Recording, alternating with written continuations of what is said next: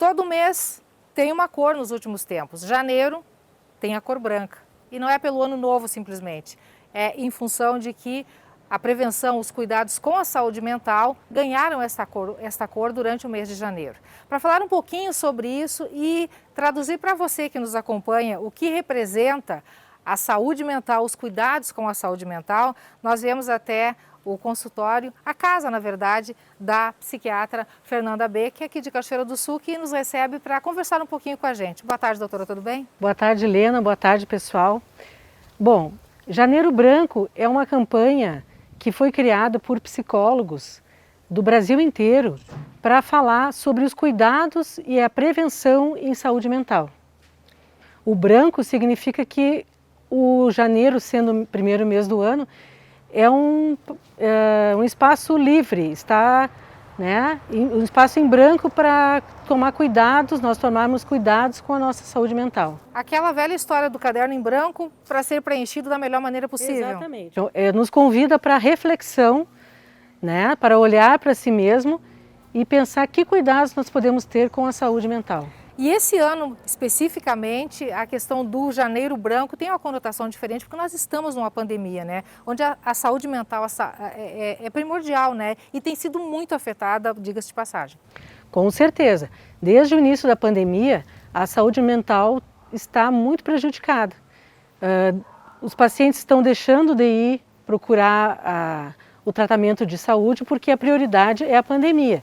E muitas pessoas têm medo de procurar o recurso, procurar o seu médico psiquiatra, seu psicólogo, com medo da contaminação pelo coronavírus. Então, esse aumento das doenças psiquiátricas, da ansiedade, da depressão, da solidão, foi muito grande durante esse ano todo. Doutora, a gente pode dizer que nesse ano de 2020, em função da pandemia, foi um ano totalmente atípico. As pessoas tiveram a saúde mental bem mais fragilizada, bem mais atacada. Foi uma prova de fogo e ainda está sendo? Com certeza. Por quê? Além das pessoas que já tinham doenças mentais antes da pandemia, houve um aumento das doenças mentais com o da decorrência da pandemia. Além disso, o fato da pessoa ter que ficar isolada, o fato de ter familiares doentes, o risco de morte ou até ver familiares morrendo. Isso aí gerou um transtorno, um estresse pós-traumático muito grande nas pessoas. E os reflexos ainda estão acontecendo. E como é que a gente pode fazer para... Tem muita gente que está convivendo, tendo que conviver com isso, né? Sim. Mas tem como, de uma certa maneira, contornar ou prevenir para que os danos não sejam tão drásticos? Sim. Essa campanha do Janeiro Branco, inclusive, ela nos incentiva nesse sentido, de um olhar mais para si mesmo, cuidar mais de si, alimentação saudável, fazer exercícios físicos, praticar hábitos saudáveis, a não violência, não ao preconceito e cuidar de si e assim mesmo cuidando dos outros. De que maneira eu faço isso? Eu, uma pessoa que de repente estou em casa, tenho minha família para cuidar, tenho trabalho e tenho que ao mesmo tempo também me isolar dos amigos, do convívio social, cumprir regras e protocolos que me induzem a um certo isolamento. Certo. Em relação ao coronavírus, nós temos aquelas orientações tradicionais, que é usar máscara, procurar evitar aglomerações, fazer higiene das mãos, usar o álcool gel. Em relação à saúde mental, nós temos que procurar, mesmo que nós estejamos isolados, fazer uma leitura, fazer uma meditação, ter esses hábitos saudáveis, que eu sempre recomendo exercícios físicos, por exemplo, uma caminhada, atividades que a pessoa possa fazer na sua própria casa, de exercícios na própria casa, muita gente tem feito isso, a alimentação saudável, porque às vezes a pessoa fica isolada e ela tende a comer mais porcaria, comer fora de hora, né? Então procurar ter uma alimentação mais saudável, mais regrada e praticar ações boas com as outras pessoas. Uma coisa que é importante, Helena, que eu tenho notado, assim, até porque o meu marido também passou por essa experiência do coronavírus, muitas pessoas nos trouxeram comida, trouxeram carinho, nos acolheram. Então, assim, dentro do possível, eu recomendo que vocês acolham aquelas pessoas que estão passando por esse problema de doença, que acolham as pessoas que têm depressão, que acolham as pessoas que estão com um familiar doente, né? Às vezes a pessoa tem que ficar isolada e não pode sair de casa. Então, o que ajuda muito, por exemplo, é levar uma sacola de supermercado com alguns alimentos, né? Fazer um bolinho e levar para aquela pessoa que está doente, deixar na porta da casa, não precisa ir visitar, né? Isso aí já faz bem tanto para o físico como para o coração, para a alma da pessoa. E eu acredito também que a questão de ligar, fazer contato, porque temos tantas mídias hoje em dia, tantas possibilidades, né? Se fazer presente de alguma maneira, mesmo que não presencialmente. Exatamente. Nesse momento, as redes sociais, o WhatsApp, isso aí está ajudando muito. Seja ou para a pessoa que está isolada em casa, seja para a pessoa que está hospitalizada, né? E ser feito esse contato por videochamada, pelo WhatsApp, né? Isso é muito importante. Eu no momento até consulta pela telemedicina, pelo WhatsApp, eu estou atendendo. Porque às vezes a pessoa tem dificuldade para sair de casa ou tem medo de vir no consultório. Então é uma forma da gente permanecer em contato. A gente está falando aqui de alternativas, de possibilidades que as pessoas podem fazer no dia a dia, na sua rotina. Mas aí vem uma pergunta também que não pode deixar de ser feita.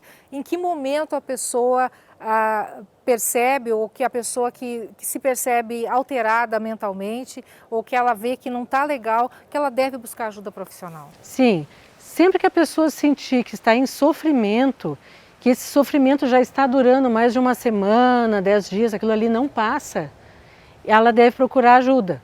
A depressão, a ansiedade, geralmente elas precisam ter um período de 15 dias para serem diagnosticadas, para ser diferente daquela tristeza normal, porque alguém está doente ou porque alguém está com algum problema qualquer. Então, se por 15 dias ou mais a pessoa persistir com esses sintomas de tristeza, de depressão, angústia, coração apertado, ela deve procurar um profissional, porque aí isso já pode ser um sintoma de depressão ou de ansiedade. E é algo que, a partir deste momento, a pessoa não controla, ela sozinha não consegue contornar a situação. Ótima a tua pergunta, porque muitas pessoas dizem assim, depressão é frescura, ansiedade é bobagem. Não, a pessoa que tem uma doença mental, ela não consegue controlar aquela situação, ela não consegue controlar os seus sentimentos. Ela precisa de alguém para tratar esse problema, às vezes até uma medicação, não é? Então, vamos encarar isso aí com seriedade, que a depressão é uma doença muito séria e pode até levar ao suicídio. Então, nós estamos mais uma vez lembrando no Janeiro Branco. Cuidados com a saúde mental são essenciais, por isso desse bate-papo aqui com a psiquiatra Fernanda Beck. Doutora, nós falamos sobre a questão de quem precisa procurar auxílio médico, das pessoas que estão em casa, de repente, com algum problema, com alguma tristeza, com algum problema em função do momento que a gente está vivenciando. Eu acho que grande parte das pessoas, porque eu acho que praticamente 99,9% das pessoas estão de alguma maneira afetadas psicologicamente. Com certeza. Com certeza.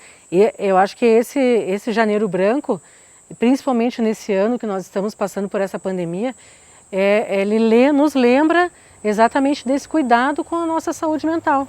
Não só a física, porque a gente se preocupa muito na saúde física, não é? Muito com ficar sarado e coisa e tal. E a saúde mental às vezes é relegada a segundo plano, mas ela é tão importante quanto a física, né? Doutora, eu acho que o fundamental de tudo isso, e a mensagem que fica, é que cada um de nós cuide de si mesmo, né? Nesse momento em que as pessoas estão mais isoladas, não tem tanto convívio social, a questão da saúde mental depende muito também de atitudes, que a gente busque novas alternativas de ficar bem, de se sentir bem, né? De que a cabeça da gente funcione legal. Só um comentário que nós não tocamos ainda nesse assunto, é o que eu queria fazer um comentário sobre as famílias que estão isoladas entre si. É muito importante o cuidado com as crianças e os adolescentes que estão em casa, né? Não tiveram aula praticamente esse ano na escola.